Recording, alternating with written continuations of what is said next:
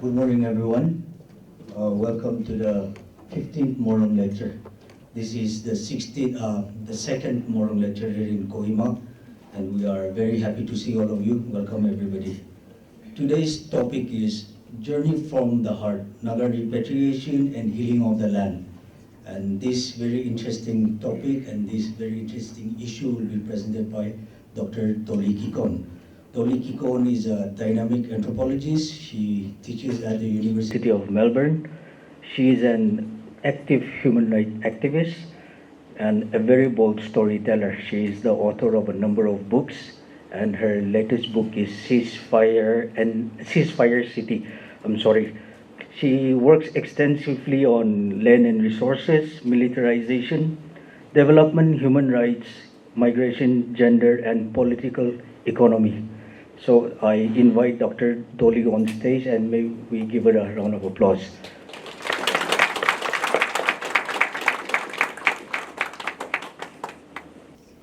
Hello everyone, how are you all this morning? Good? Yeah? Alright, so I'm going to set my timer and warn you that this is going to be a longish lecture. I'm going to read out my paper and hope that you will have the patience to stay with us as part of the team.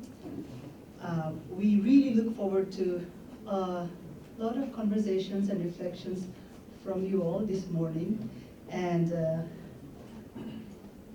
for the research team, are we going to have a survey form circulated? Yes. So yeah, I need a present from you all this morning. Our team will be circulating a form, and so please do take that, share it with your fellow colleagues sitting to your left, right, and do you all have a pen? Yeah, keep your pen ready as well, because what is important is that we take your reflections and your comments with us as we continue with this journey from the heart, Naga Repatriation and Healing of the Land. So like I said, it's kind of a longish paper, so stay with me and make sure you have your water ready. I think at some point you're going to zone out, but please zone in. So I would like to start by doing something a little new for our Naga culture and also the practices that we have had so far. As you all know, I work in Melbourne in Australia, and there are many things to learn from our fellow Indigenous citizens around the world. And one thing that I have treasured being in Australia is the acknowledgement to land. And I think this is really important for us as Naga people, and especially I see a lot of young faces around, elders and my colleagues in the audience as well. And to kind of have this practice in us, you know, we have the Naga ancestral homeland is big. It is across various territorial boundaries. Often we talk about our tribal colleagues and classmates, our cohort in terms of districts. As Naga community, our ancestral homelands today are defined as districts, upper range, lower range, as colonies. All of you bright students, the inheritors of our Naga future, have this practice, perhaps starting today. When you're sitting somewhere across the Naga homeland, do this small exercise. On whose land are we today? Who walked before us on these lands that we are sitting at this hotel in Kohima city? Before it was a city, it was a homeland of our ancestors. And by doing this, perhaps we find the space to nurture and most importantly, to respect the people and the custodians of the land, so that the district that I come from, the Woka district, perhaps the land of the Lota people, is not only an administrative district. Right? When you visit my district, the villages and the mountains that you travel then begins to appear in a different sense. So this morning I called some elders and some friends, and I realized that we sit on the Lijichu clan land from El Kohima village here, and we are reflecting together. And this reflection is also in the Temirche colony that you and I are beginning to perhaps start our day this morning. So I would like to acknowledge that. Thank you, the Morung Lecture, for the invitation to deliver a reflection on the Naga ancestral remains, repatriation and healing of the land. I'm honored to be in the presence of an amazing audience this morning. And this is my second lecture. The first lecture that I did was in Dimapur. And the audience there was also equally amazing and beautiful, like all of you sitting here this morning with us.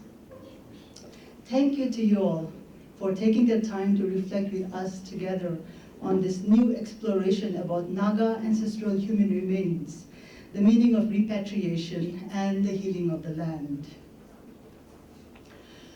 On September 22nd, 2020, the Pitt Rivers Museum in Oxford, England opened their doors to the public after being closed due to COVID-19 pandemic. During the closure, they undertook a comprehensive review of their program and approach to exhibiting cultural objects from all over the world. The Pitt Rivers Museum decided to remove any human remains from the exhibition and renewed their efforts to work with different communities to return ancestral human remains taken during the period of British imperialism. The Pitt Rivers Museum has officially and explicitly stated that they are committed to change. By this, they mean that they are open to reconciling with different communities all over the world from where various cultural objects and human remains have come to them. They aim to explore how healing may be achieved through working closely with these communities. The Naga human remains are part of this endeavor. For more than 100 years, human remains of Naga ancestors and sacred cultural objects collected by British explorers, administrators, military officers, and anthropologists were taken from the Naga homelands and placed in museums, libraries, and private collections across the world. Categorized as insensitive displays that highlighted the violent history of colonization and imperialism, this is part of the museum's larger goal of decolonizing the museum, which is aimed to start a process of redress and healing, which includes mending of fraught colonial past that was difficult and painful, and prioritizing reconciliation and co-curatorship with source communities. In this case of the Naga ancestral human remains, it is the Naga people, you and I together. The Pitt Rivers Museum possesses the largest Naga collection in the world today. There are approximately 6,459 items comprising of human remains and both human and non-human remains like textiles, baskets, musical instruments, wood carvings, hunting and farming tools, and jewelries. Today, as Nagas continue to seek reconciliation and healing from a history of violence and militarization, the unconditional return of our ancestors' remains is highly significant. The act of bringing them home means that they can be safely returned to their homeland. This undertaking is a profound collective effort through which the Naga people will have an opportunity to heal and facilitate a dialogue to address a violent historical past and mend broken relationships. Since the Forum for Naga Reconciliation, FNR's ongoing work with the communities and groups is focused on reconciliation and healing, they have been responding and reflecting on historical violence.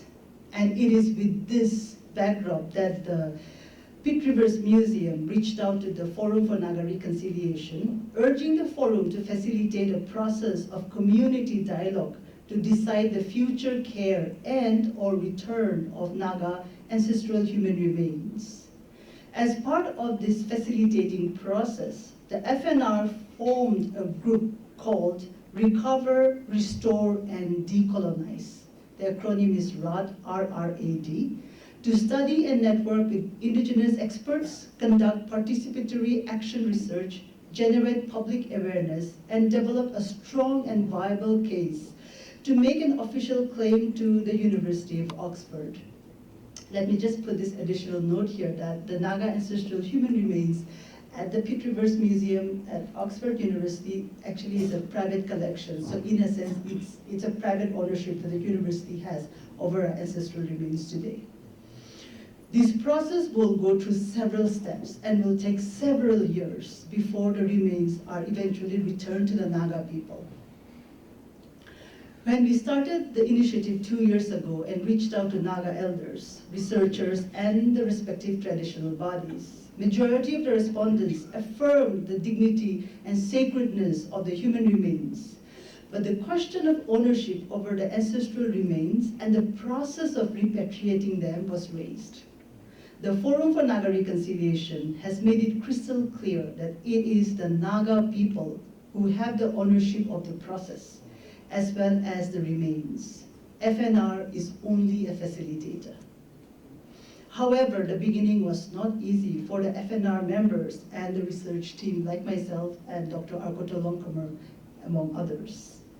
Since the whole process was new, we observed a lot of fear and uncertainty in the response of the people towards the initiative. It required rethinking, reconceptualizing, and renegotiating the process. We are grateful to all the Naga respondents who spoke from their hearts and blessed us in the last 2 years. It was also a process of learning from various indigenous communities across the world involved in repatriating their ancestral remains to their respective homelands. For example, we learned the complexities and understandings about the importance of consent taking. An indigenous elder from Hawaii expressed the challenges that exist in the process. For the Hawaiian indigenous people, they proceeded with repatriation first and then focused on the consent later. This approach had its own challenges on the ground. In the case of the Naga research team, we decided to go to the Naga people first and seek a collective consent first, and only after that follow with the repatriation process. We drew strength from Naga elders and FNR members like Uncle Nikitu Iralu, who believed that the repatriation of the Naga ancestral human remains was an opportunity for the Naga people. In an interview with the Naga research team, he noted that the process will help us, and I quote him, to look at our colonial history critically, apart from the romanticism of the earlier narratives. Uncle Nikitu further notes that our ancestral remains allow us to investigate the pre-colonial history of the Naga people and to critically address our colonial past. The disruption between the pre-colonial and the colonial past of the Naga people, according to our elder Uncle Nikitu, has created a vacuum in our society today. The Ancestral Remains initiative in that context can work as a bridge and usher us towards reconciliation and healing across the Naga homelands. The healing of our land and our people may validate the future Naga generation with hope and purpose grounded in their history and people. What am I doing here this morning? Why am I standing here and having this reflection? So I'm part of the Naga team in looking at the process of repatriation. And it was in a spirit of dialogue and decolonization that my fellow colleague, Naga Anthropologist, Dr. Arkoto Longkamer, and I joined in a role as researchers, and we started a conversation with the Pitt Rivers Museum around 2 years ago. As Indigenous anthropologists, Arkotong and I came together in this journey because the initiative resonated with our vision and values as Indigenous anthropologists. We identified themes of decolonization, healing, and reconciliation that powerfully encompass global Indigenous values in the 21st century. We are deeply committed to open the space for a wider participation, one that enables and walks all of us towards the right direction as the Forum for Naga Reconciliation becomes a facilitator for our people with the Pitt Rivers Museum. Arkotong and my role are that of researchers. And our aim in this initiative at the moment is to address issues surrounding the repatriation of around 214 ancestral human remains currently housed in the Pitt Rivers Museum. Their descriptions, spread over numerous pages of Excel sheets, provide a glimpse into the expanse of the mechanisms of the British Empire, from conquering to administrating to collecting and to ruling, a process that remains undiminished and indeed unfinished. As Naga anthropologists engage in this introspective engagement with reparation and healing, we are aware that the process will generate deep emotions, including grief and anger, as well as open historical trauma for the Naga people. For more than 100 years, museums across Europe have displayed Naga objects as exotic and primitive, taken away as souvenirs and artifacts under duress during colonial expeditions. The fact explores the harsh realities of imperialism and their contemporary resonances. We see this initiative as an intellectual pursuit, where all of us can create new forms of indigenous knowledge that allows us to seek intervention. What do I mean here? Let me share a personal story that I shared during my Dimapur lecture as well. So as a Naga student, I grew up hearing about the authoritative book on my tribe, the Lotha people, which was written by a British colonial administrator named James Philip Mills, or as we know him today, J.P. Mills. When I started my journey as a researcher around 20 years ago, one could see this book in many educated Naga homes. Many elders told me to refer to J.P. Mills to learn about my people. The book is the voice of a British colonial administrator and what he observed and thought of the Lotha people. J.P. Mills also wrote ethnographies of the Ao Nagas and the Rengma Nagas. One of his famous work also includes the Pangsha Letters, a military expedition that J.P. Mills undertook in 1936 to rescue captive laborers in the Naga Hills. We learned that he went on this military expedition with his close friend and another Naga expert, the Austrian anthropologist Christoph von Führer-Heimmendorf. The Pangsha text notes that Heimmendorf was also an excellent photographer. Beside J.P. Mills, another colonial administrator by the name of John Henry Hutton, or J.H. Hutton, also extensively wrote about the Naga people. In 1921, he wrote two monographs, one on the Angami Nagas and the second one on the Sumi Nagas, which earned him a doctoral degree from Oxford University. Besides their writings on the Naga people, Hutton and Mills also collected artifacts, including human remains and trophy heads across the Naga Hills. Today, the Pitt Rivers Museum officially acknowledges that the largest Naga collection at the museum were donated by J.P. Mills and J.H. Hutton. Both were trained as anthropologists who returned to the academy after they retired from their respective administrative positions in the northeastern frontiers of India. After his retirement, J.P. Mills closely worked with Heimmendorf at the School of Oriental and African Studies, and Hutton became a professor of anthropology at Cambridge University. Archival notes at the Pitt Rivers Museum tells that Mills and Hutton played a central role in mentoring anthropologist Christoph von Führer-Heimmendorf as an expert on the Naga people. Oh, it's warm, huh, Kohima? Can I put tissue or something? Climate change. All right. As a Naga scholar today, I strongly feel that producing meaningful education and scholarship in Naga society is about centering the intergenerational Naga indigenous world around us.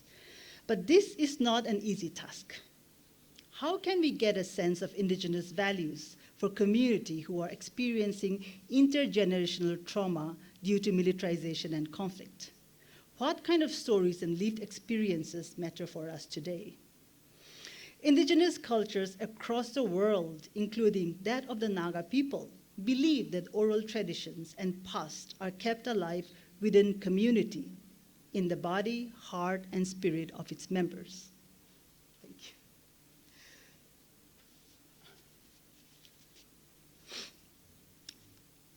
However, many of us in the Naga research world were fed healthy doses of colonial ethnographies written by Mills, Hutton, Heimendorf, and others. I'm sure that many of you can resonate with me this morning. Colonizers who raided, invaded, burned, and punished our people were also exalted as Naga experts for more than a century. It is now acknowledged that many artifacts collected by colonial officers like Hutton and Mills were carried out under duress and often against the wishes of the Naga people. Of course, some of the items were gifts and tributes, but there were also many items, including the Naga human remains they collected, were often after punishing the savages, imprisoning them, and burning down the Naga villages. This was theft of Naga cultural artifacts and heritage after inflicting physical violence to the extent of causing death and destruction of property in our ancestral land. I'm sharing these accounts with a reflective spirit of tracing the impact of colonization. After my talk in Dimapur, some of the young members from the audience, like you all sitting here this morning, said, "Oh, our bodies are burning. What should we do?" The idea is not to seek vengeance, but the idea is for us to come together as a collective and reflect. Colonization is a totalizing experience. It takes over our soul, body, and land. Colonization legitimizes invasion, occupation, and exploitation of people and their resources. It is deeply a violent process. But we must acknowledge that the colonization of the mind is the most brutal of all. And a critical tool of colonization is research that appropriates indigenous stories, histories, and sources to elevate the colonizer as an expert. This colonial methodology is visible across the indigenous worlds, including research on the Naga people. A colonized Naga mindset seeks knowledge, value, and any kind of intellectual meaning-making as grounded and exalting the superiority of the colonizer's race and their history. For instance, this might mean a blind devotion and celebration of a colonial administrator like J.H. Hutton or J.P. Mills, who led military expeditions to invade Naga villages. Henry Balfour, fellow anthropologist and the first curator of the Pitt Rivers Museum, described J.H. Hutton as the greatest authority on the Naga Hills. Hutton explicitly states how his training as an anthropologist assisted him in his professional service, referring to his work as a colonial administrator, serving the British Empire and invading the Naga homeland. Even at the time of his death, his obituary reads how Hutton applied his anthropological knowledge to the practical business of the British government.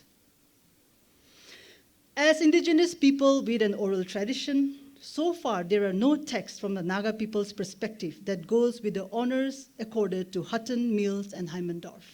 Instead, we are called to be like them. We are trained to be like them. We are trained to carry out research expeditions on our ancestral lands. When their names are celebrated uncritically and honored, what do you and I do? And what is the legacy we leave behind for our future Naga generations and researchers? As a Naga anthropologist, in the spirit of decolonization, this is something that deeply troubles me. I call upon Naga scholars and their allies to devote their time to decolonizing Naga indigenous research and scholarship, instead of getting drowned in a colonized mindset. Naga people will not celebrate perpetrators who killed our brothers at Oting in 2021. We have never celebrated the perpetrators who inflicted violence on Oinam, Kohima, and Mokokchung. So I wonder, why do we exalt those who relegated us to intellectual primitivity and colonized us with annual lectures here in our Naga homeland in the city of Kohima? The African proverb, until the lions have their storytellers, the story of the hunt will always glorify the hunter, aptly names our existing experience with colonization. And this is most insidious, as I noted earlier, in the field of education and scholarship in Naga society today.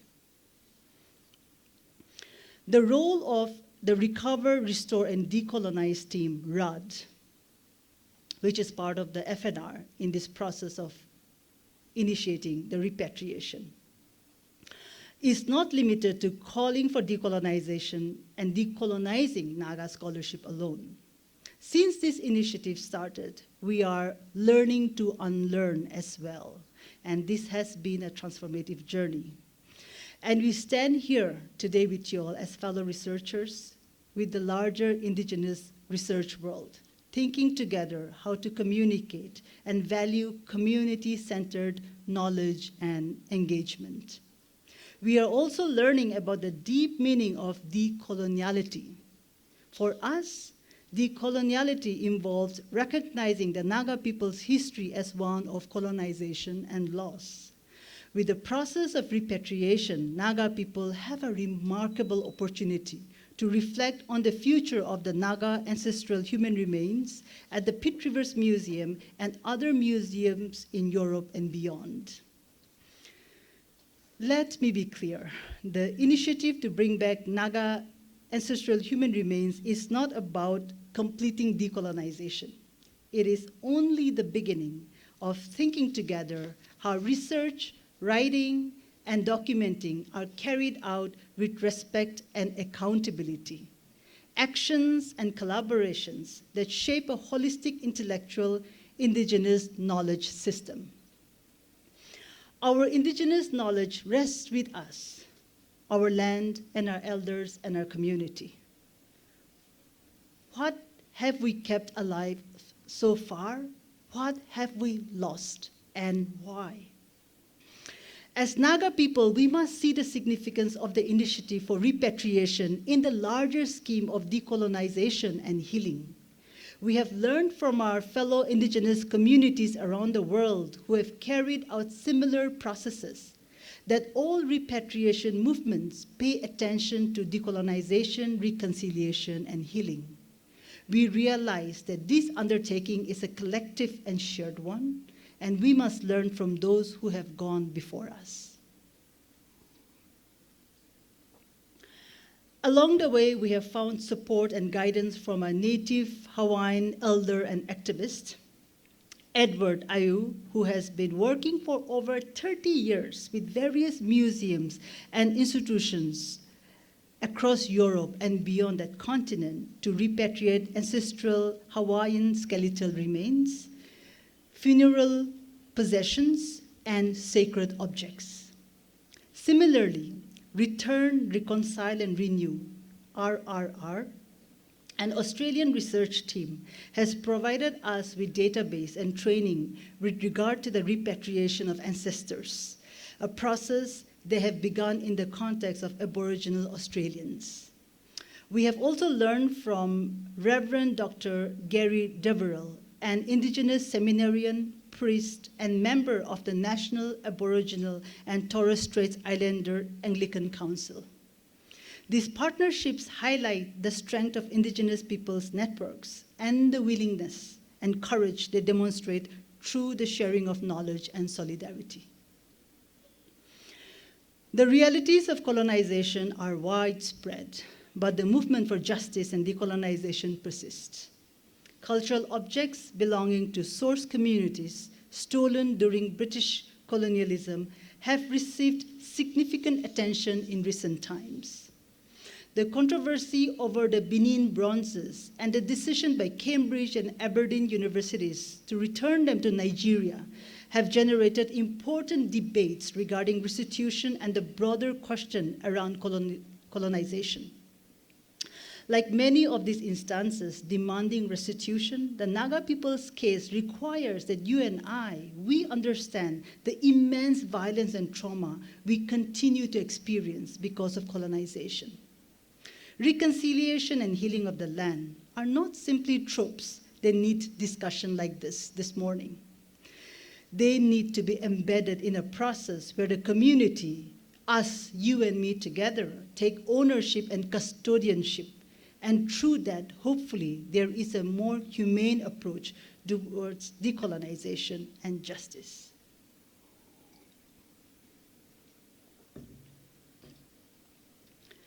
Naga artifacts such as textiles, beads, baskets, spears, including human remains, have been exhibited across museums in Europe for more than a century. Those of us who have had the opportunity to travel overseas were amazed at the heritage and history being showcased to the world. Some of our own Naga artists and scholars over the years have been invited by museum curators to catalog textiles and other material objects. These are meaningful collaborations, and I hope that many more Nagas, artists, writers, elders, and researchers can connect with a Naga heritage that has spread across museums in Europe and beyond. But it is easier said than done given the challenges of securing resources to travel overseas and the stringent visa regulations, and post-COVID it's an additional nightmare, because if you are going to apply for the US visa, you'll get an appointment in 2024 now. But there is something more. Such invitations force us to encounter a Naga past that decenters our existing ideas of who we are as a people today. In particular, the relation between the Naga people and colonization sharply comes alive in those encounters. So for instance, when I was a student and I went to Zurich around 2002, 2003, almost 20 years ago, the Ethnology Museum at the University of Zurich invited me over to look at the Naga textiles and took me kind of like in the basement. And I'm sure some of you passing through Europe must have seen a lot more other Naga artifacts across museums. But it is also in such moments where you really does feel that like our history is so much interwoven with the process of a very, very violent colonization. In 2017, Naga photographer Zubeni Lota's exhibition, quote, "Looking at the Tree Again," interrogated the representation of Naga people in early anthropology. She called us to introspect the colonial construction of our identity and history. Both Naga accounts and images, Zubeni asserts, are perpetuated time and again. She powerfully notes that Naga culture did not come into existence because the colonial anthropologists decided to document them one day. Taking the image of a peepal tree from a Lota village in Wokha district, she shows the tree as a social space where children play and how the tree and the ecology around us also symbolizes our present and social world as Naga people. She notes that Naga culture is a lively culture where people are living, taking, and practicing and thinking about the future. In 2016, fellow Naga anthropologist Tiatoshi Jamir called us on a journey to decolonize archaeological practices in Northeast India. He reminds us that tags such as land of festivals that define the state of Nagaland today was known as the land of primitives and the land of savages not too long ago. Tiatoshi invites us to develop and incorporate a community-centered research approach, one that is grounded on dialogue, trust, and transparency. Providing an example from his life as an anthropologist, he describes how the excavation works he has undertaken across the Ao Naga homeland was made possible because of the support and guidance of the communities and elders on the ground. He cautions us about universal tags in the field of archaeology like Neolithic, Bronze, or the Iron Age. Mainstream archaeology, according to Tiatoshi, is colonizing because it prevents establishing connections with our indigenous present.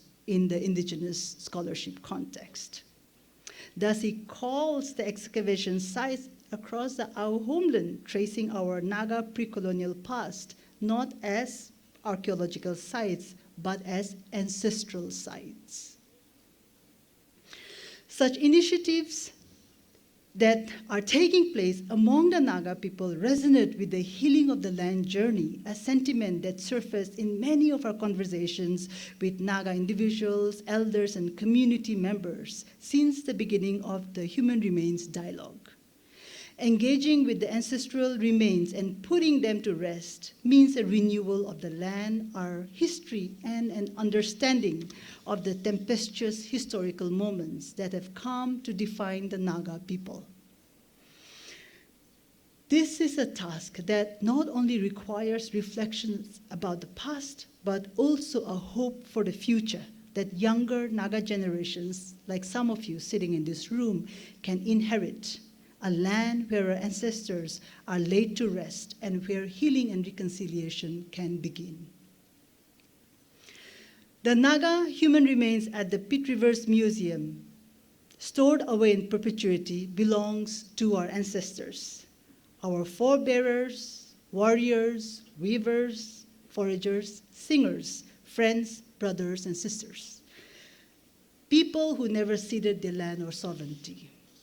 These remains invite us to introspect and connect with our culture, land, and past. This is a time of reckoning for us. I believe that the voices of the Naga people, young and old, will come together in this repatriation journey to reflect, dialogue, and initiate for the return of our Naga ancestral human remains. May this be a journey from our hearts, founded on hope and healing of our lands, and our zest and enthusiasm to build a movement for a better Naga future, a future founded on peace, solution, and justice. We cannot let our links to land and history just disappear. For decades, we have witnessed an unprecedented rate of unemployment, addiction, domestic abuse, mental health crisis, and school dropout rates across Naga society. Today, we witness an increasing out-migration of Naga youth in the hospitality and professional fields across our homeland. The sorrow, anger, and frustration in the hearts of our young Nagas, the inheritors of our collective future, is not because there is no love in our hearts anymore for our people or our land. These developments, in fact, tell us about an existing crisis, a deep structural violence, a culture of militarization and impunity, where the medium of communication is often a language of hurt and rage. This is the magnitude of our problem today. When a young Naga parent or a loved one, as I described in my Dimapur talk, unable to put food on the table or pay for education, weeps and says that I don't know what else to do. I can't do more than this anymore. That moment, the torment is an incarceration of our collective values. It is an impediment to our collective aspiration for a fair and just future. We cannot aspire for a better future as a people when our existing culture is not a gift, but a string of tattered dreams, heartbreaks, and hunger for the future generation.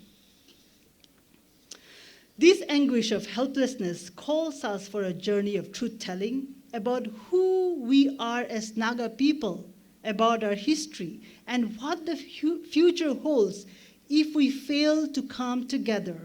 And this journey begins with a realization of our realities today, about what became of us and our history, to the extent of our ancestral remains as private property and exotic exhibitions in museums far away, and to our emerging Naga future generations living in poverty and deep inequality.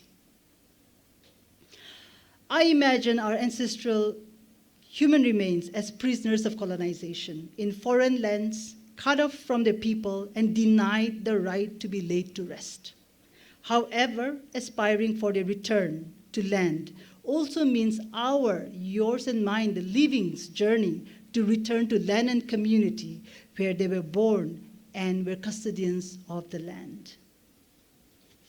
I'll try to sum up this reflection this morning. And there's something that I've been thinking about, and it's along the lines of perhaps fog lifting off our eyes. When the pandemic shut down the world 2 years ago, Naga migrants came back home. They went back to their villages, towns, and cities. They returned to their people. Where else could they go? They'll come back home. Many of you volunteered in different ways with your time, labor, money, and expertise.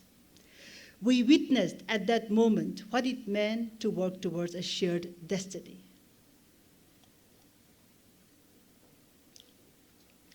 There is something sacred and spiritual about homecomings. Yes, many of them have returned to their places of work across India and beyond, while some of them have stayed back to start new ventures. What I want to underline here this morning is the act of homecoming, the process of return, the feeling that we belong to a community, that we are one people. It is like the fog lifting off and our eyes meeting the radiant blue skies, the clear horizon, and the mountaintop full of promises. When we understand our past, recognize the present reality, and strive to work together, we begin to build our future. This is when the work of decolonization begins for us as responsible thinkers and members of the Naga Nation. After I delivered the first lecture on the Naga ancestral human remains in Dimapur on July 27, 2022, we distributed a survey form seeking reflections from the audience. And it was predominantly a young crowd like you all sitting here today in Kohima. The Naga research team wanted to hear from them. Why should Naga people work together in recovering the Naga ancestral human remains? Why should it matter to us? Hardiya said, "Charidibi, hoina na." Our lives are so busy anyway. But yet, the responses were overwhelming. The audience enthusiastically responded that this was a collective activity and they were all part of it, and that the collective repatriation and reparation initiative will, I'll just name 5 points. First, enable a dignified homecoming and provide an honorable memorial to our ancestors. Second, identify and address the burdens of British colonization on Naga people by telling our story and reclaiming our history.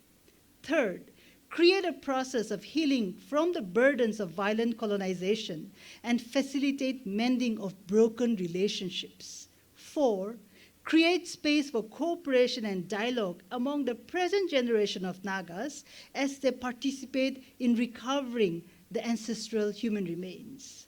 5th, strengthen a common and inclusive Naga history that will provide clarity of the colonial rule during the time of British Empire.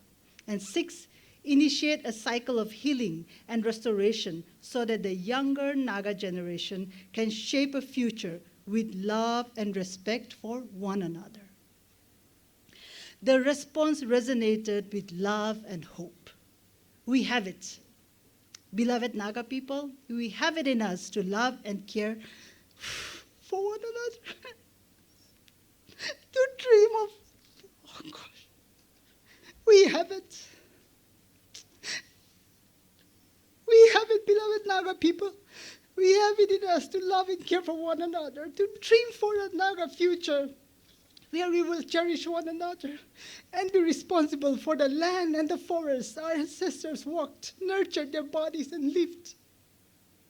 And it is with this care and love that I call upon the Naga people to join the journey to bring back our ancestral human remains back to their land and their people, back to us and to our hearts. Beloved Naga people, our ancestors are done entertaining the world for more than a century. Like clowns, they are done being exotic showpieces and decorations on museum walls. They are done being misrepresented as primitives and savages. May this be a journey from our hearts, my beloved people. Thank you.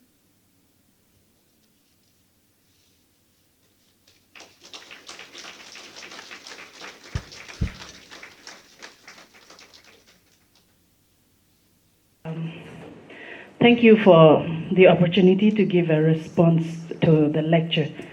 I was given 10 minutes to do this, so in order to save time, I'll just read out what I have prepared. Firstly, a word of acknowledgement is due to the FNR, the facilitator of the ongoing dialogue on repatriation, and to Dr. Dolly Kikon and Dr. Arkotong Longkamer, I commend you for initiating the conversation with the Pitt Rivers Museum and for being proactive along with the FNR in this momentous project. This is such a huge responsibility, and you deserve to be appreciated for having the heart and courage to take the lead. I want to thank you for showing us what a researcher can do and is supposed to do. Today, in our Naga context, research and higher education is turning into a farce where many people are compelled to register for a PhD and earn their degrees for the mere necessity of fulfilling an educational criterion for a teaching job. And most often, it ends at that. But real research work requires the scholar to contribute something new to the existing body of knowledge, which ultimately is supposed to be for the benefit of the community. So it entails giving back to the community. I think this is not so different from our traditional practice of the Feast of Merit. Those who have climbed up high in society must look around them and share what they have accumulated with their fellow beings. In the past, it was wealth. In this case, it is knowledge and experience. So thank you for engaging with the community. Thank you, Dr. Dolly. Secondly, I have often heard Angami elders say, "Kepenyofen nagamir krek pekrizo." In English, we would say, God is partial in his love for the Nagas. Or, Isordo Naga manohange alak pra morom gre. I believe there is truth in this. In spite of our weaknesses and imperfections, and even though we keep failing him, God's love for us has never wavered. Whether we agree or not, the fact of the matter is, we are here today by grace, by the grace of a higher being who lords over our destiny. Traditional belief, Christian belief, and rational reasoning all demand that we not take this grace for granted. At a time when we are so divided by tribalism and petty politics among ourselves, this moment has presented itself to us to sit together, join hands, and work together for the common good of all Nagas. I believe that we are in a moment of historical significance. Here is history in the making. A golden opportunity has been handed to us to take control of our own narrative, to write our own story, and create the kind of history we want to leave behind as our legacy. The ball is in our court. We have been given center stage. Can we unite as a people and rise up to the occasion?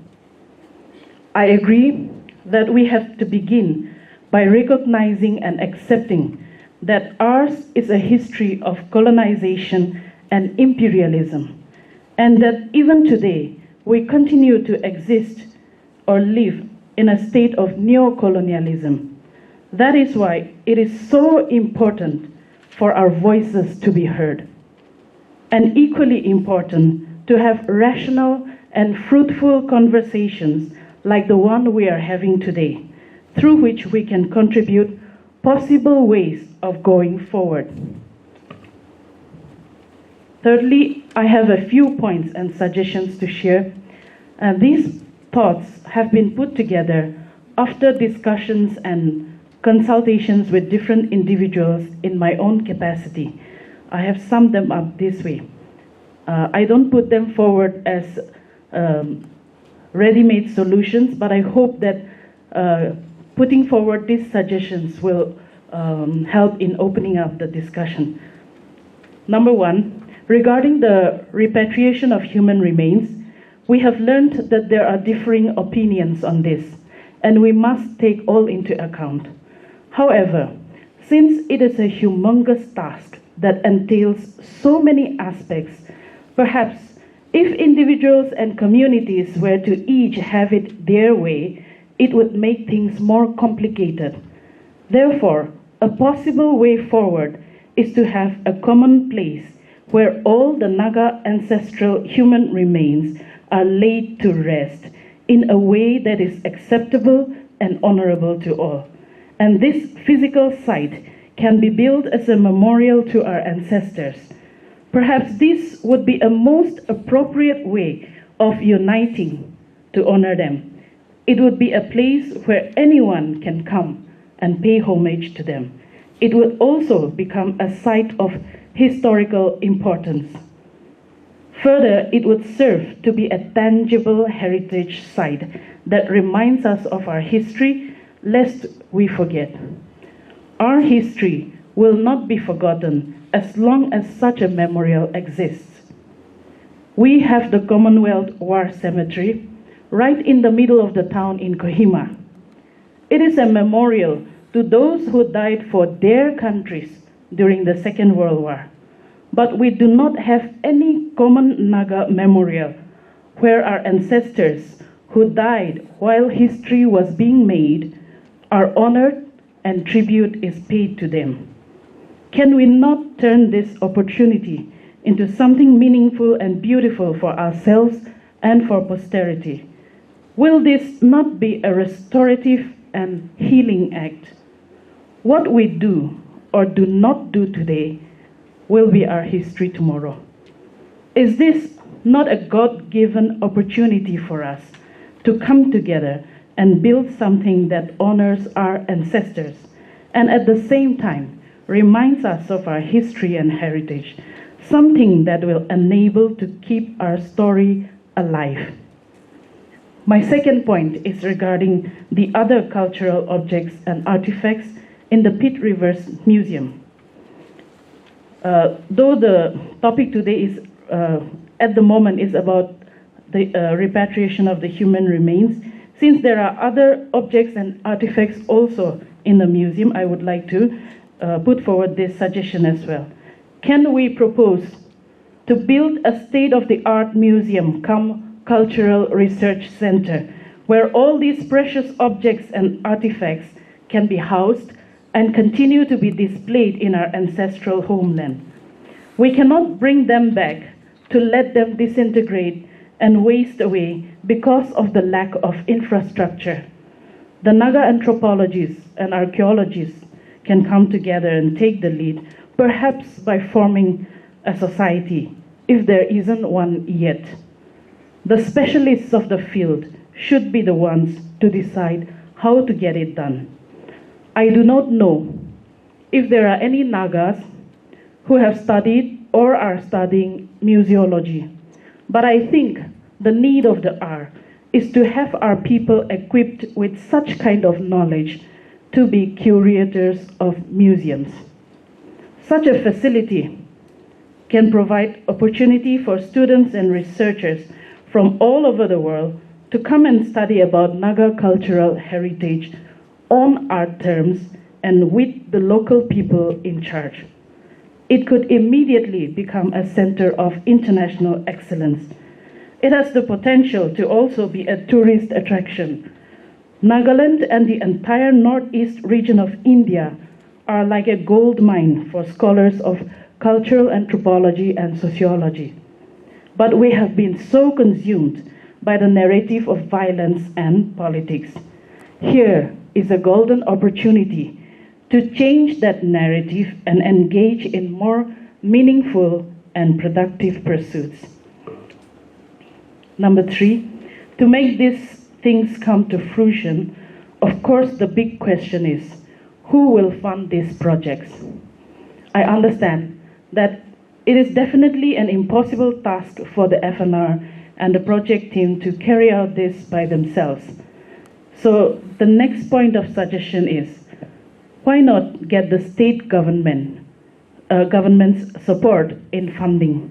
Or better still, if it does not violate the terms of negotiation between the Pitt Rivers Museum and the FNR, why not include this even in the framework agreement with Government of India? After all, it is about the preservation of Naga cultural heritage. If our neighbors, the Assamese, could negotiate with Government of India and include the establishment of a cultural institution in the Assam Accord 1985, can we not do the same? The Srimanta Sankaradev Kalakshetra, the Assamese Cultural Museum, was established to protect, preserve, and promote the cultural, linguistic identity and heritage of the Assamese people. And this came into being by placing the project of Kalakshetra under Clause 6 of the Assam Accord 1985, with constitutional, legislative, and administrative safeguards. I would like to take another example. For instance, another example from which we can learn is the Uluru Statement from the Heart 2017. A beautiful example of how all the Australian Aboriginal leaders came together and presented a petition to change the Constitution of Australia to improve the representation of Indigenous Australians. The statement outlined a series of reforms based on voice, treaty, and reform. This is about agreement making between governments and the community of First Nations, so that the focus can be reoriented to historical truth-telling. It also illustrates the power of communities coming together where governments alone have failed. Can our Naga people also unite in a community-driven initiative to bring about such historical changes? Number 5. Since we are talking about decolonization, reconciliation, and healing of the land, it is fair to expect that Government of India should have no reason to be averse to a decolonial project aimed at the same former colonial power from whom India herself fought for independence as a nation. Today, we are demanding a flag and constitution. But would it not be a travesty to someday possess the same with no tangible cultural heritage left in our ancestral land to carry forward our Naga story? Summing up, let us look at the bigger picture. Our way has always been about talking things out, to listen to one another, negotiate, and come to an agreement or consensus, and to respect and honor the word of one another. That is the value of our indigenous Naga tradition. One day, when our time is past and we become ancestors to those who come after us, would we not want to be remembered fondly and honored by them? What kind of history and legacy are we going to leave behind? What kind of story do we want to pass on? Let us endeavor together to not fail our people, lest they should say, our ancestors should have done better during their lifetime. Thank you.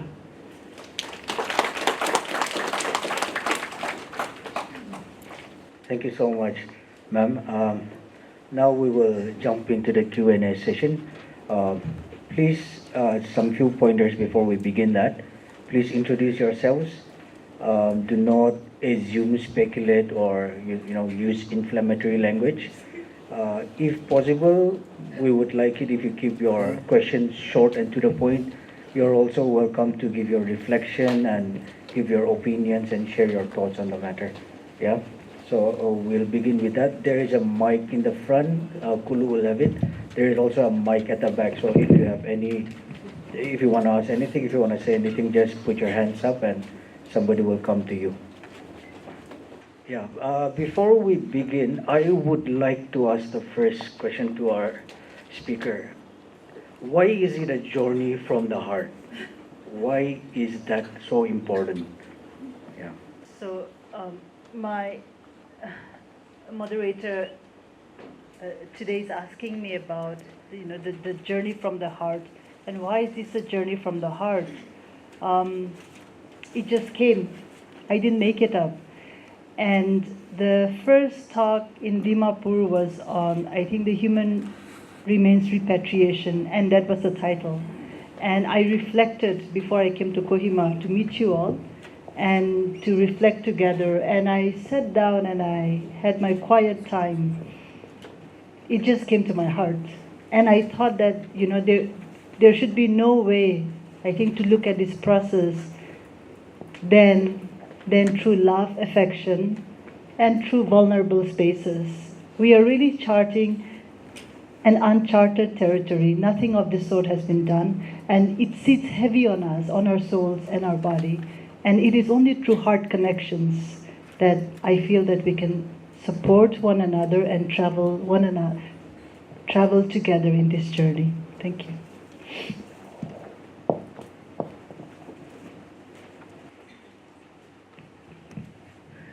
Hi, I'm Sophie Lasu, and I have a question for Dolly. Earlier in your presentation, you had mentioned that these human remains, are private collection. So the first thing that came to my mind was, how did it become private? Was it sold? Or, when you see private collection, is there, provenance so that, if it's going to be, say, returned back to Nagaland, how do we identify, whom it belongs to? Hi, Sophie. So nice to see you again. Thank you for your question.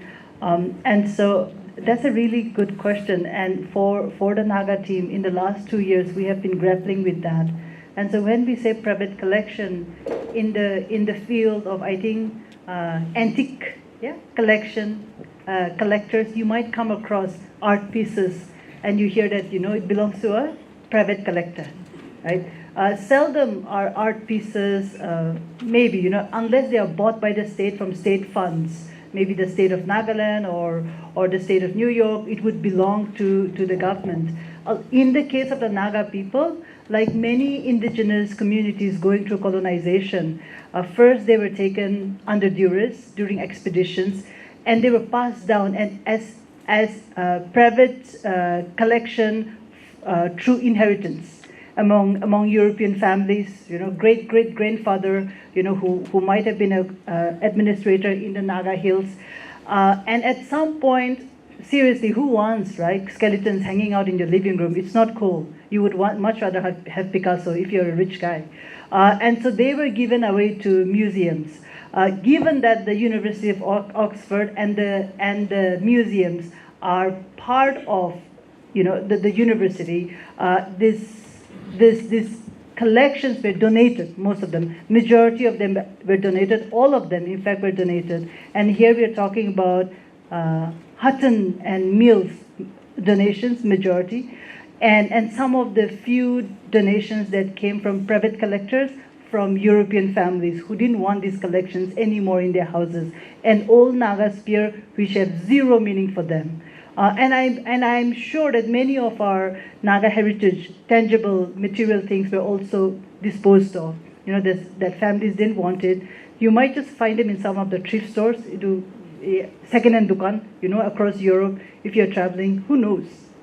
So that's been the the process.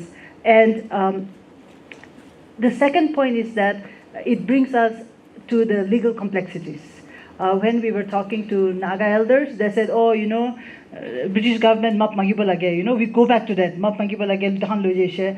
And so the curators and the directors were saying, no, it is the private property of the University of Oxford, and as Naga people, we have to make an appeal to them, and that's where the consent process comes. And I'm sure the FNR members who are here, Akam and others, would be able to elaborate on the processes with our Naga elders from different tribes, the discussion that's been going on. So I hope that answers some part of it. And it's an ongoing process. So I think that ambiguity, like you said, what is a private collection, what is not a private collection, will keep coming up. The final point that I would like to stress and make sure is that a lot of our Naga, quote-unquote, antiques and heritage pieces today are across boutique hotels in India and overseas. I was really surprised to see that the Bollywood actor Sonam Kapoor's house in London has a Naga, dhan kundato, that kori, and she's making it as a table, right? She calls it a Naga antique piece. So the kind of heritage that we have, we've actually almost lost it. And so I think this is really a time for us to wake up. We have factories all around India, outside the region, who are reproducing a lot of prototypes and selling it across the markets. So, we have been reduced to actually boutique hotel decoration pieces at this time. So this is something that we really, really need to reflect together. Hello, Dolly. Thank you so much for your brilliant speech, brilliant presentation. I'm Dr. Divasa from the Department of History and Archaeology, Nagaland University. I was just wondering, when you said about human remains, is it just the skull or is it the full skeletal remains? Because just the skull will make a lot of difference with the skeletal remains, the remaining part of the skeletal remains, because skull means it will be a trophy. And the full skeletal remains could be a natural death, because in the past, they do secondary burial. The flesh are decomposed first, and then they do secondary burial. So I was just wondering, what kind of skeletal remains, human remains, are lying there in the museum? I've seen in the book The Nagas by Julian Jacobs, but the ones which you are mentioning, were they labeled properly? Are they with proper labels? And how to identify the families if it's a skull or if it is the full skeletal remains?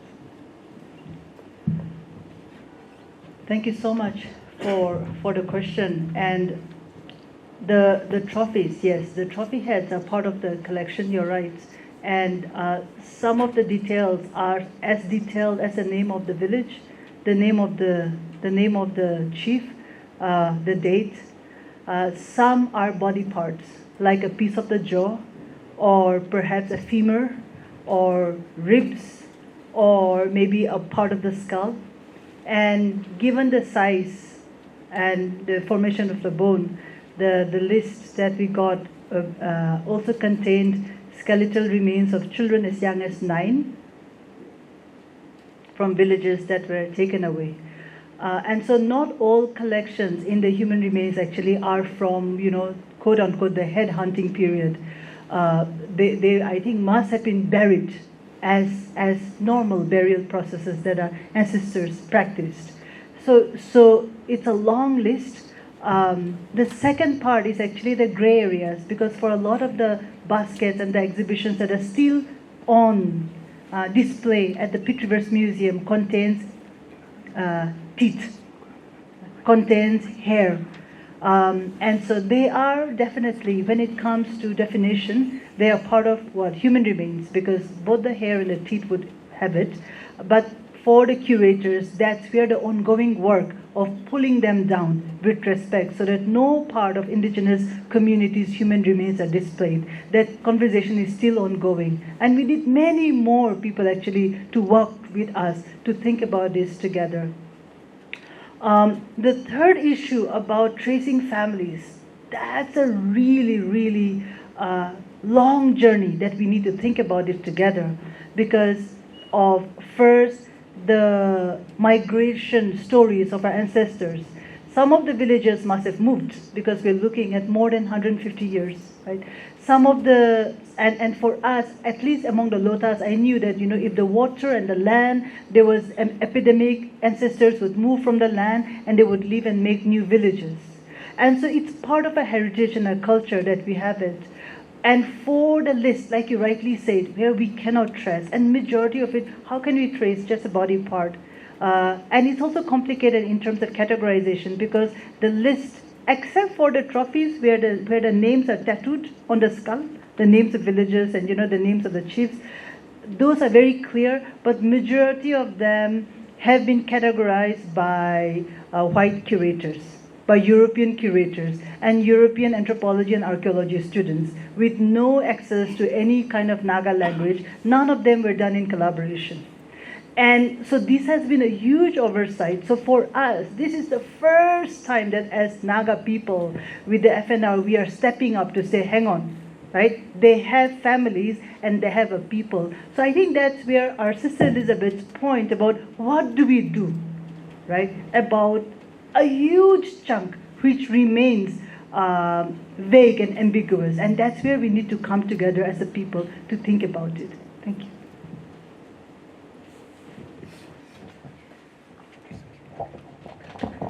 Yeah, since in one of my the points of my suggestion I had also referred to this, I would just like to add some points. I had heard that there's the difficulty of tracing some of the human remains, identifying which family they belong to, or which tribe or which village and all. So in that case, even if we keep on searching, I think practically it would be very difficult to find clear answers. So that is why one of my suggestions was, just because we cannot identify them does not mean that we don't claim them. They are still our Naga ancestors. Whichever family they came from, whichever tribe or village they came from, we cannot, uncount them and decide not to claim them in the homecoming process of this human remains. So that is why my suggestion was, perhaps if we are to all try to, give them an honorable burial, or whatever way, in whatever way the human remains are to be laid to rest, if every community were to decide by themselves, or they want to do things their own way, things may be a little complicated. And somewhere along the way, we may also lose the historical significance of bringing back all these to our own ancestral lands. So that is why my suggestion was to have a common memorial place where all of the human remains are given equal honor and laid to rest in that manner. Thank you. Hi, good afternoon. My name is Akum Jungpongan, and thank you so much, Dr. Kikon, for your very wonderful lecture. It truly moves me. Thank you so much. I have one question. It's more of a two-parter. My question is, what would be your take on the nature of scholarship vis-a-vis the notion of learning about Naga culture through two ways? One, immediately through being, culturally embedded here, or through lived experience, and mediately through maybe the scholarships and monographs by the likes of Mill and Hutton.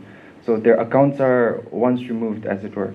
So how might we grapple with the difference in the means through which we gain knowledge of Naga culture?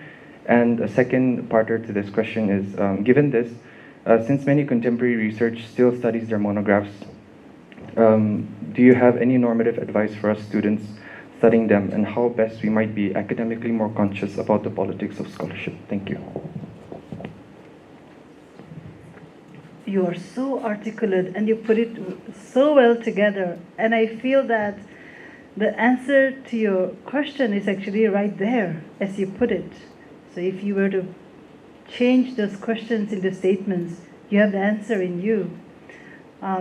And the two-part answer that you give, I'm just going to paraphrase what you're saying, is that to begin with the awareness that the field of knowledge and wisdom and scholarship is a fraught one, and especially for indigenous people across the world, where the Naga people are also part of it, to understand that we cannot perhaps make the foundation of our knowledge a colonial one. And as you're putting it as a young student, that is the wisdom that you start with. The second one is that in my own case, when I was a student, I learned from my teachers. Definitely, we cannot call for censorship. People will continue to read Mills, Hutton, and Heimendorf. What we need to do then is that what other indigenous scholars and African American thinkers and students who now have reading lists in parallel with your own people and writings about slavery, about racism, and I think that helps. I'll just give you an example. So when I was a student, I read this wonderful woman, Zora Neale Hurston. Zora Neale Hurston was an African American student whose family came from the plantations and traced her family lineage to the slavery. She never got a job in the academy in the United States, and because she wasn't quote unquote good enough. So you had these huge mega stars like Ruth Benedict. If you do American anthropology, Ruth Benedict, Kroeber, they all dismissed her as a person who wasn't able to think well. And Zora Neale Hurston died in poverty. She worked as a janitor towards the end of her life, and no one remembered her. If you remember the book The Color Purple, Alice Walker, when she was a student, she went in search of Zora Neale Hurston's legacy. You can find this all on the net. And it was Alice Walker, as an undergrad student, who revived that entire conversation among her own peers. What we have done as indigenous scholars and looking at anthropology and decolonizing it today is to make sure that when we teach the godfathers of anthropology in the West, like Kroeber and Milanovsky, we make sure that the students are reading Zora Neale Hurston and her work, which were all erased. In recent times, Smithsonian has come forward actually to acquire Zora Neale Hurston's work. And it's because of young people like you all who made that effort. In our own Naga scholarship, we need to do that. We need to make sure that we rethink the idea of authorship. We come from an older tradition. I still struggle to write, because for us, the moral of the story comes at the end. And if you're trained in the academy, the moral of the story is that you make the first smart one-liner at the beginning of your article. No?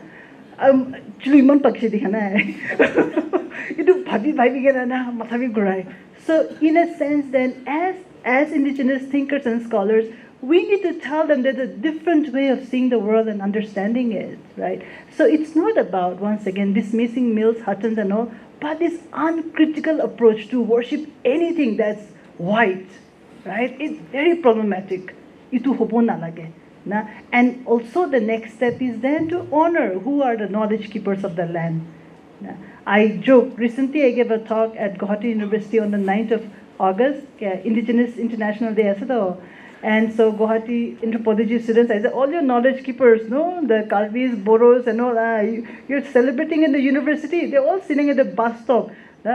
All we praise our indigenous food. Kode. Guwahati bus stop day, no, all the women, tribal women are sitting there and selling it. That's the reality. And I think all it requires is for us to be aware. And I'm so glad that the young people are so smart, sharp, and reflective. Thank you. Hi, my name is Katoshe. I'm from Christ for the Nations Bible College. Yeah, and I want to ask, talking about Naga Repatriation, and you reminding us to remember where we are, the land that we are living right now, walking around. And so the question is talking about the skull trophy that we the Nagas as headhunters, like we're talking about bringing our Naga remains from abroad to our land. But how about, have you, as with the FNR, have you consulted with the Naga villages, where they have kept the skulls as a trophy and still preserved around in some villages? And how about like sending them back, because those were the enemy's skulls, right? And naturally, it doesn't belong to the village. It belongs to the other village. And so have you consulted, or are you in any kind of a process towards that? Thank you. Thank you for your question. And about, yes, that topic has come up among Naga elders and also the cultural associations discussing that. And I think the ground team and elders would have a better answer. But as from my knowledge, I think there's a immediate distinction there. The trophies that we have here, the village, and they see it as part of their heritage, the past. The repatriation is grounded in theft, right? The repatriation is grounded in theft and as objects, as ancestral objects, artifacts that were taken away under duress. The second part would be the complexity of perhaps figuring out where they come from, because a lot of the cataloging and categorization has been all messed up. Right? And like I said, there's no oral history to that. The people who donated just donated out of context. The reality is that during the transfer of power between Britain and India, the transfer also happened between British anthropologists, administrators, and the Indian scholars, especially the anthropologists who were coming into the Naga areas at that time to take over the production of knowledge.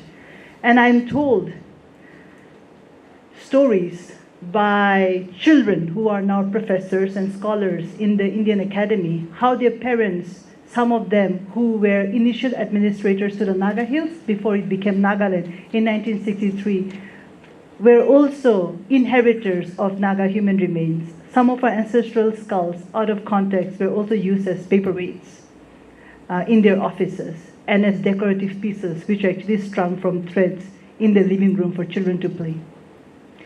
So your question about perhaps bringing them back and what will happen to them is very rightly so a point that we can reflect on together. And maybe after the trauma of colonization, we need to ask, do they still need to be exhibited? But perhaps they have already gone through so much, right, in terms of the spirit and the sense of the trauma. And maybe this process requires them to rest. So that's food for thought. Thank you. Hi, ma'am. I'm really moved by your lecture. So I'm a student of, I'm a postgraduate in Masters and in Social Anthropology.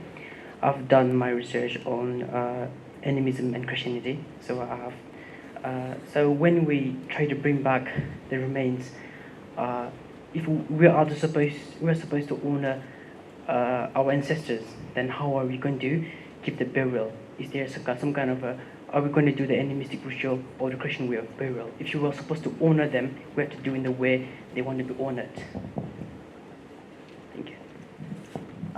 Thank you so much for your question. If I were to ask you the question as a young Naga who's going to inherit a Naga future, what would you want? I think I want them to be buried in a way they deserve or they want it to be, because the animist tradition is still alive, and I have done some kind of research and it's not disappeared yet. I think it's better to honor them the way they want it to be. Thank you so much. I think as part of the inheritors of the Naga legacy, you all will have the answer. And in some cases in this journey, the reason we are opening up this journey is that an intergenerational dialogue of respect and introspection takes place And I think the way you've answered it, I can't give you a better answer. In fact, since you're a student of anthropology and a postgraduate one at that, and I see other students here as well, I would encourage you all to go back to your community, to your elders. Are there any Naga spiritual prayers? Right? How do we bless the land? How do we practice care? Not everything that our ancestors did were dark, were from the devil. You know? And I think perhaps this journey will make us wiser, will help us to embrace, as Sister Elizabeth said, the grace that's been bestowed on us and have a collective future. Thank you. Hello, ma'am. This is Rupa, and I'm really privileged to hear your lectures again. This time only you have put more emotions to it, making it more powerful.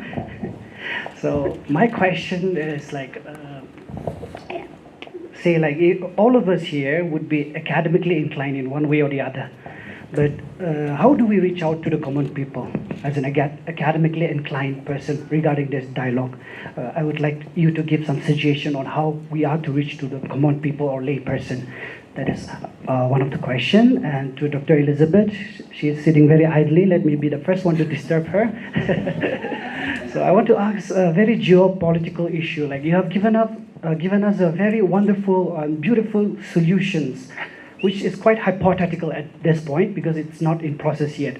So once we reach there, let us discuss about contestation for a sense. Like if we have to propose a memorial in our state, where would it be? Because I'm very sure all of us would want that to be in our own districts in one way or the other. So what would be the solution to that? Thank you very much. I thank you. And yeah, for also underlining that I was emotional. Oh God. Okay. Common man.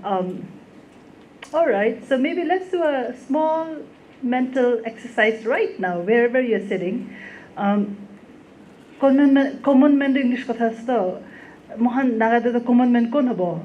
No? I think we are so good with the term public. Yes, public. Or the derogatory one, posti manu. Yeah? And I think research and the kind of education that we have had is maybe complicit in that, right? That we have created the distinction between the classroom and the outside space. You know, as researchers, the more abstract we are, we think the more intelligent we are. The idea of research should be, I think, to break down all kinds of barriers, including abstractions, and to bring it back to the notion of care and respect and humility. And we need it more as Indigenous researchers than anyone else. If I went and tell my mom, who is 81 years old, common man, because my mom knows more than me, right? So I feel that if we were to open this conversation with the elders and with the future generations, I think they would be our guides.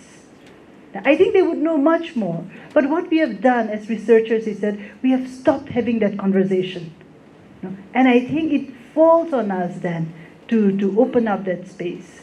It falls on us to reflect on the idea of pedagogy that is inclusive. And this is really centering, our fellow Naga anthropologists, researchers who are sitting in this room, the wise ones, the artists and all, reminding us, center community and center people. There's so much knowledge and wisdom there. And so I'm so confident that they will be the ones guiding us in this journey. Thank you. Yeah. Thank you for asking me the question. As I said earlier, whatever I had put forth as suggestions, they are suggestions and not solutions. So first of all, let's be clear about that. And I had put forth these suggestions so that it will be open for discussion. So I cannot provide you a solution. I'm sorry. I don't think I have the answer, and I don't think I, as an individual, can come up with an answer. But the process that we have begun together, as Dr. Dolly has been emphasizing again and again, the journey that we have all embarked upon, this is something that we need to do collectively together. So one person or one community or one tribe cannot decide for all the Nagas I think all of us need to put our heads together and come up with what is the best solution for all the Naga people. One problem, we keep on saying Naga, Naga, Naga, but what is Naga? Let's pause to think about that also. Sometimes I feel like I experience a very deep sense of identity crisis when I think about the word Naga, because when I look around me, what I have observed is that our affiliation is always to our own villages, our own clans, our own tribes. We don't always think of all the Nagas in general as the first priority. We always think from the smallest level, from the closest kith and kin, right? So we think from the clan level, we think from the tribe level, we think from the village level, then only it goes out to the community, larger community level. So that is why I feel that this is a golden opportunity for all of us Nagas to learn to unite together, how to be one. Because only when we are one, our collective effort will bring changes. As long as we want things to be done only in a certain way, according to one tribe or community, or according to one region of the Nagas, I don't think there will be unity. And I think the so-called pride that we have in our Naga identity would be just an empty thing, you know, it would be meaningless. I hope that gives you some sort of answer. I think Elizabeth said something so profound, and just a few sentences. I've also often thought about, you know, what it means to be a Naga. And I'm wearing my lota, we call it sarum, mekhala, sarong, and it's very precious to me because definitely I sit here and it's the affection, and it's also the spiritual sustenance that my community and my clan gives me. For me, the idea of the Naga is connected to the Naga nation. So for us, the common political and perhaps the legacy that we have, whether it's I think colonial violence, the past that we are going back to. So I'm very grateful, I think, for you to bring that up, because it's still making me reflect. So thank you so much. Yeah, that's so important. Yeah, thank you. I would just like to add one more point. Regarding the term Naga, we all know that it's a word that was used by outsiders to refer to us, to describe us. And the word Naga does not exist in any of our Naga dialects, right? So today we identify ourselves, we accept the definition that is given to us by somebody else, and we are trying to, you know, take pride using that name that is given by somebody else. I think there's a lot to think about, even when we think about the word Naga, to be critical in the way that we look at the world around us. We have been very laid back, you know. We like to enjoy our lives and have a, you know, carry on without thinking too much. I think we are a very happy-go-lucky kind of people.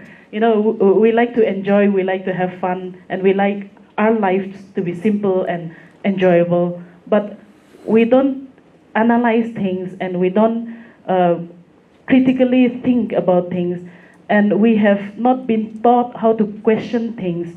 That is why today we are talking about decolonization, how even through our education we have been so colonized in our mentality that it has become so ingrained in us that we think that it's the natural way of doing things, and we do not you know, pause to ponder.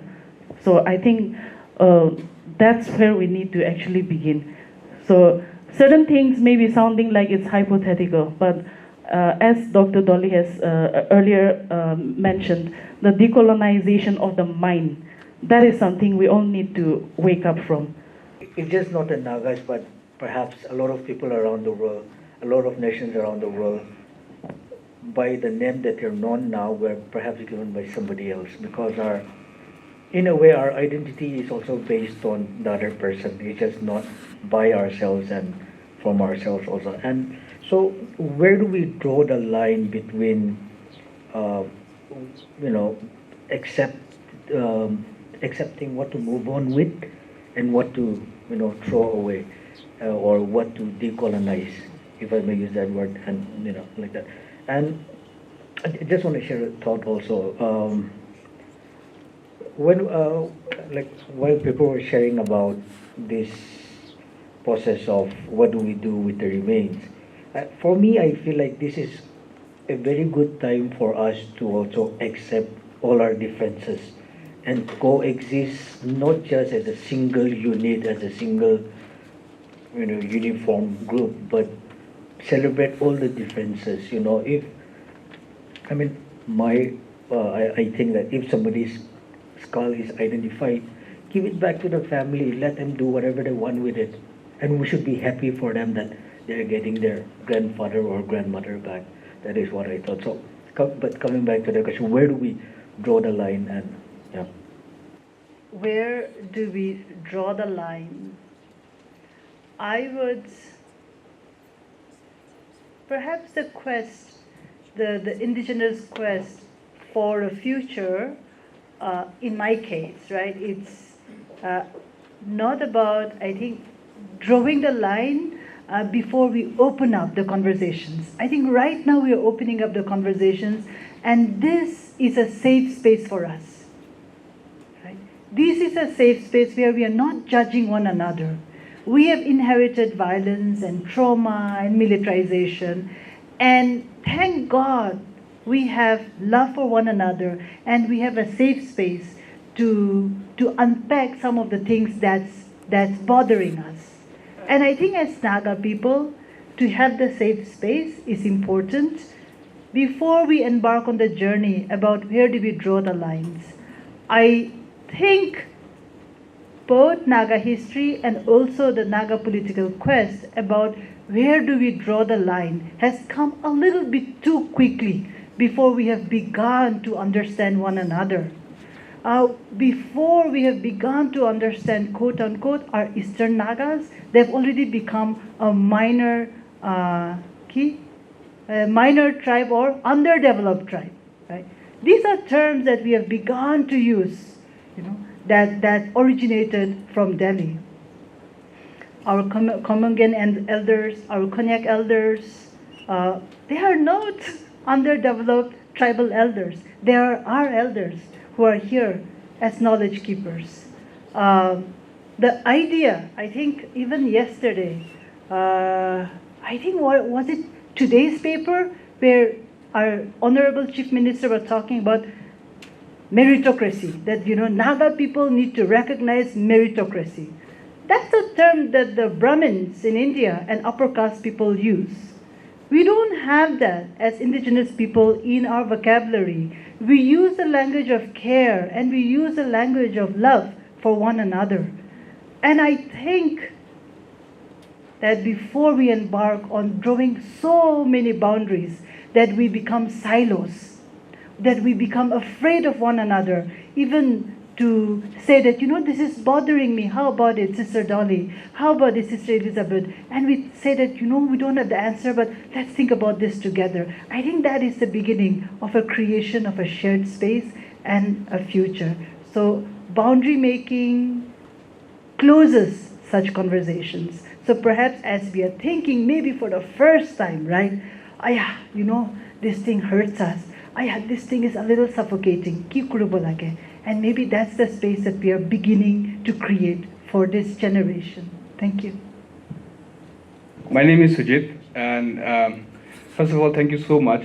It's been such a great learning today, coming here and then listening to you. One thing that I was a little curious was, with respect to all the process that's happening, I know there are so many students and academicians who are here who maybe would like to contribute in one way or the other. And if they want to get involved in this kind of process and be part of this history making, how can they come forward and then help the team in all this process? Thank you.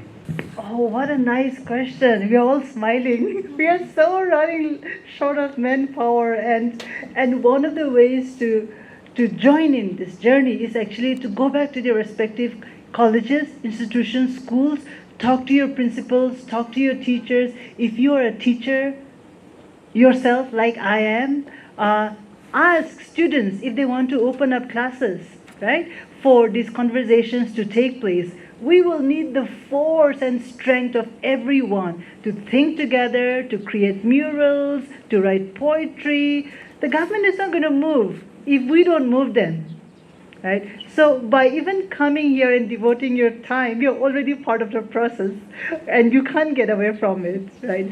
So that's important, and we have the research team, and definitely so many more, I think, conversations and collaborations, co-custodianship required for this. So thank you for asking the question.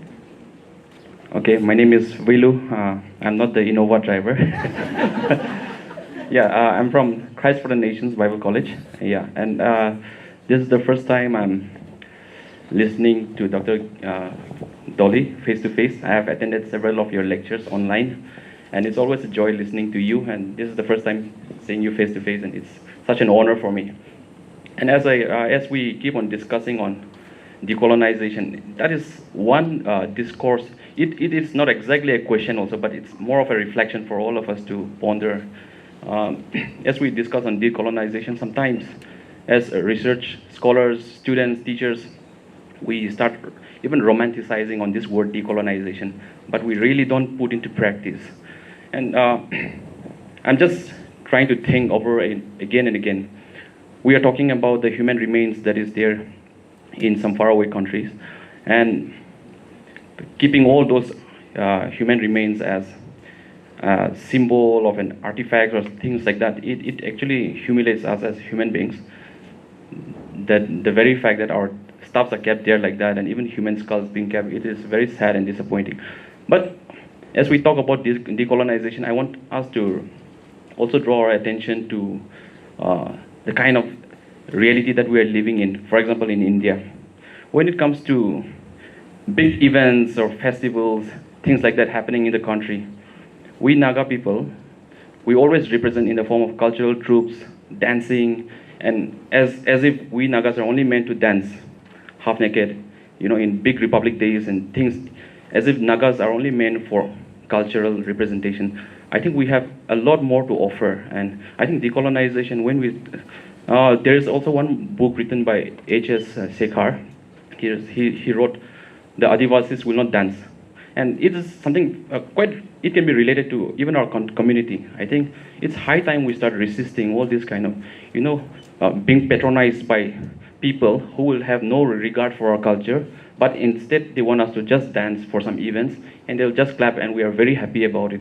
But I think it's high time that we, the younger generation of Nagas, I think we have to come up and start decolonizing it. And also, one thing that I want us to also be reminded is, like, in our college, we started a process of decolonization, and that was this year in our college. We had our graduation program, and the whole time we have been using the gown that we use.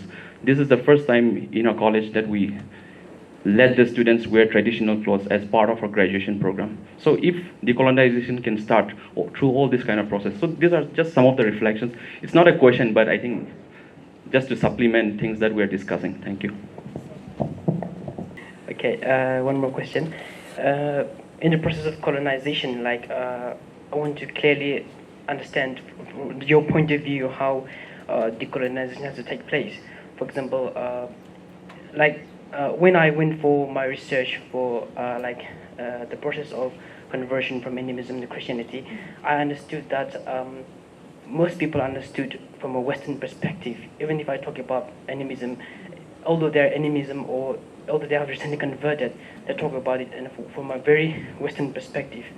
They never present the traditional point of view, exactly the original how it is. But if currently that is the discourse that is going on around the village, then which one do you think should be the tradition, the original? How do you decolonize it? For example, in the process of decolonization, should we stick to the tradition that earlier, before the British came, or the tradition that is present now, where the tradition is Western in nature? Thank you for your question, and I think I'll go back to what Elizabeth said about decolonization, right? Starting from where we are and reflecting on our present realities together. And one of the points that we need to understand, and I'm just quoting from her wonderful response, is to understand that scholarship and research in Naga communities most kind of implicit in the process of, and she called them out today, so a round of applause for her. She totally inspired me and put the fire in my heart. Where does decolonization start? I think it's by understanding and really going through, the history of colonization and what it did to our people, right? And how do we then go back? There's no going back, The idea is that this is a reality and things are going to only go forward, and that's the idea of scale, time, temporality, and everything else. But as a researcher, one way that I would advise you is that connect with other indigenous scholars who are going through similar processes of research, reflections around the world. Nagas are not the only one. No? So you can write to researchers who are doing that. Elizabeth is here, I'm here. If you need any kind of text on looking at decolonization, what does it mean to look at indigenous religions? That's something that you need to reflect on. You yourself say that the idea of animism and also the concepts are so Eurocentric right now. So you're giving the answer right away there, right? You're feeling it, that it's so Eurocentric. If you were to locate it in Naga cosmology, or in the community, respective community cosmology, what would it be? Even in my mother's generation, even now, some of our elders honor the seasons. The entire ban on hunting actually draws from a Naga indigenous knowledge systems that, certain seasons we need to understand. So it's right there around us. Now, that our reaction to kill, our reaction, to go to a small river or stream and 1,000 people practice Naga culture and kill all the fishes and the frogs and the snails, and then we come away saying, oh, we are Nagas. How sad, no? So definitely, if we have to change, that's where we need to transform. In terms of flora, fauna, ecology, it's okay to tell our elders, right? If our stream has to revive, with pollution, with the plastic we use, maybe it's outside of Kohima city, young people like you all can say, perhaps in our ancestors' time, the idea of season and the idea of, the river and ecological life was different, but now, so for me as an anthropologist, maybe some of you will be upset the way that I'm saying it, but coming to a river, 2,000 people dressed in a traditional gear, fishing it out of it, and being so proud, the minister holding the biggest fish. Let's honor whatever little we have. Let's try and focus on reviving. Let's love the land, because guess what? This is all we have. I'm telling you, this is all we have. I would like to add something on the animism point. You were mentioning about the conversion from animism to Christianity, The pre-Christian belief that our Naga ancestors were following, it was described as animism by the Westerners, right? So that is again another colonial interpretation or definition. And of course there are similar elements that can be found in animistic practices, but I do not accept that it is animism. So I think as indigenous scholars, it is good to reflect on using such kind of terms also, I wanted to point this out because I have come across so many books while making references of our own Naga people using this word so much without, it seems like without having thought about it critically. So to homogenize all the practices of the Naga tribes is also problematic because there are differences between the tribes. Even though we are all Nagas, our beliefs and our practices, there are slight variations, differences. So we need to acknowledge that also. But in our oral tradition, the value of our oral tradition is that we take in multiple perspectives. There is never a single version of anything that is taken as the one and only, or let's say the gospel truth. Yeah. So I think it will be good for our indigenous Naga scholars to reflect on using the term animism, that our forefathers were following animism. That is a statement which I feel like, which I feel that it comes across without any reflection, without any deep thought. So it would perhaps be more appropriate to use indigenous belief or something like that. Yeah, thank you. I'm so excited. I have to say something here because I feel that going back to our kind of like, the indigenous orality, it's present in our prayers today. And so many people complain, when elders pray for us, they go on and on. And there are stories, from my tribe, from the Lotas, that once an uncle from Dimapur went to visit a village, and before the grandfather could finish a prayer, hat dhulaina bhat khai rakshina, iman lamba. And I'm sure there are variations of such stories in different tribes. What it's signifying is that for us, even the process of prayer is actually a process of storytelling and recognition. When my mother prays, from Popi, Kalu, Kutu, everyone is involved, and I'm impatient sometimes. But I think that's where we recognize that in the process of orality, our elders are signifying something to us. Let's recognize and let's embrace that. And I transition into my 40s.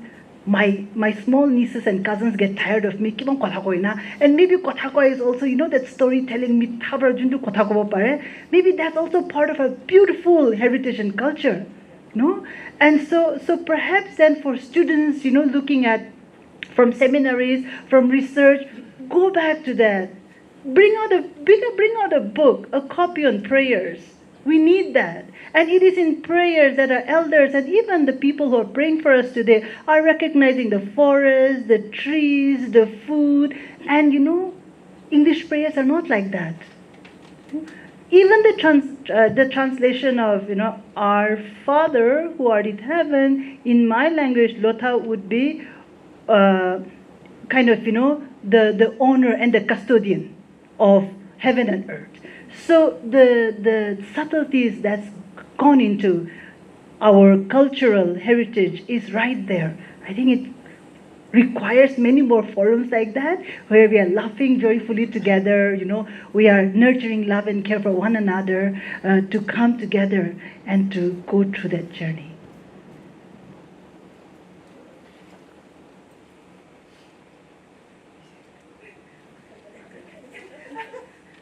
Okay, let us end the Q&A with that. Thank you so much, Dolly and Elizabeth. Now for the closing remarks, I invite Dr. Akum to give the closing remarks. On behalf of the Morung Express, I want to thank Dolly and Elizabeth for coming and sharing their thoughts and inviting us to be part of their journey, our journey together, and Ari for moderating this session. And of course, each and every one of you taking the time. We've been sitting for quite some time now. So thank you so much for your patience and for your thought-provoking questions and comments, the suggestions that have been made. So thank you so much. This lecture is part of, let me put it this way. To us, Morung Express is not a newspaper per se. Morung Express is an idea. And the lecture is part of the idea to create critical consciousness. And so I just want to thank you all so much for being with us, for encouraging us, for supporting us, for strengthening us.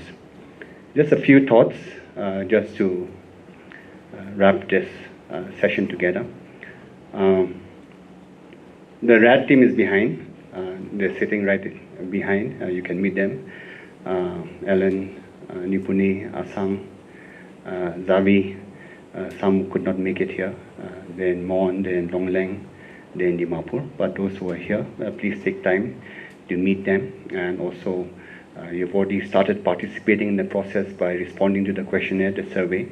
So they'll be happy to respond to you. And also, I'm sure they'll be happy to, especially those who have come from educational institutions, Nagaland University and some other colleges, if they could tie up with you, if we could tie up together, and perhaps the team could also interact with your students. The repatriation process involves many steps. As much as it involves the community, it is also a legal process. It is also an international process in that sense, because it involves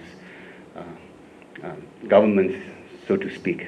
Of course, primarily the community, as well as the University of Oxford, in the case of the Pied Rivers Museum. But there are many stages to that. I think the RAD team is just beginning now. The first phase was more in terms of assessing, having small interviews. This is now phase 2, where it is more in terms of reaching out to the public. But I think some of the questions that were asked in terms of provenance, in terms of the objects themselves, I think that will come in the next phase. I think this is an incremental process, so that if and when, not if, but when the claim is made to University of Oxford, the team should be having a case that would be accepted by the University of Oxford. So it would take a long time. It would require a lot of groundwork, a lot of research work to build up that case, to build up that claim. And only after that, a claim can be made to the University of Oxford. The procedure for human remains is different from that of the cultural objects. Dolly has already made it clear that this process involves the human remains. Some questions were raised about descendants, living descendants. I think that is something that the research team will have to work on. Maybe not immediately now, because right now it's more in terms of thinking together, it's more in terms of understanding together. But in the process, in this process, it will have to involve looking at those objects, cross-checking, It will require a lot of field work as well. So I think those stages will come eventually. But at the moment, it is focused in terms of engaging in a dialogue like this, talking about the issues that are involved with repatriation. As this lecture has highlighted to us, repatriation is not just about repatriating. It has opened up a wide array of, a wide spectrum of issues involved, right from religion to culture to, our way of thinking, education. So it involves all of life, so to speak. And so I think, it would require everyone's participation. It would also require every one of us to think together in that sense. So I think over the coming months and years, this is something that the team will have to really focus on in terms of thinking together. And I hope that you will be part of this process. Just to close, I'd like to share an experience that I had as a student many years ago. I was in the Navajo Nation in Window Rock. Window Rock is the capital of the Navajo Nation. So I was walking down the road, hot summer day, and it was empty. The roads were just wide open.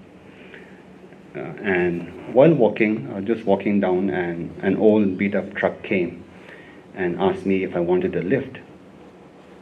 So I said okay, because I was living quite away from Window Rock. I was living in the Hogan. The Hogan is like a Morung in their context, So he was giving me a lift. Old man. So he asked me, I mean, where are you from? So I said, I'm from Nagaland. And so he asked me about the Naga people, and so I shared about the Naga nation, so to speak. And then he asked me a question. He said, how come, who discovered the Americas? Who discovered the Turtle Island? So, the thought that came to my mind was Columbus. And so, of course, I said Columbus, And so he said, that is what the world thinks. But for us, our story is different. 500 years ago, Columbus was lost in the sea. And we found him, we rescued him. And we invited him to stay with us for a night. And now he's lived with us 500 years.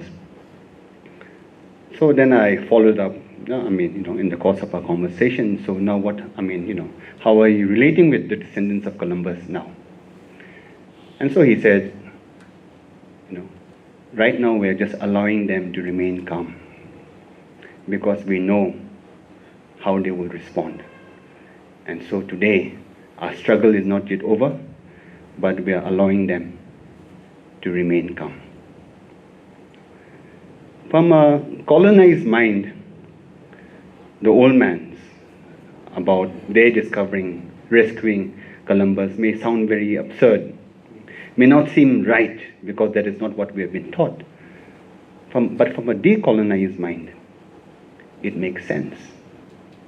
Because he goes on to say that history has been written by the victors of war. But stories and legends are in the hearts of people. And so, coming out from this lecture as we end, what is our story? And that is something that has been repeated, I think, through the lecture as well as through the discussions. Do we see it through a colonized mind or do we see it through a decolonized mind? But again, as some of you pose, what is decolonization? The word sounds so big. In Africa, when the Africans, especially the intellectuals, quote unquote, were talking about decolonization. And so people started, especially from the West, they started saying, by decolonization you mean going back to your loincloths and holding a spear. And so Ali Mazrui, a Kenyan, he said, no, decolonization does not mean going back being naked or wearing a loincloth or holding a spear. And by decolonization, we're not saying we're rejecting everything from the past. But decolonization means taking what was good from the past and what is incorporating it within our cultures, is taking ownership, is being able to tell our own stories, is being able to decide our own future. In international politics, during the decolonization process,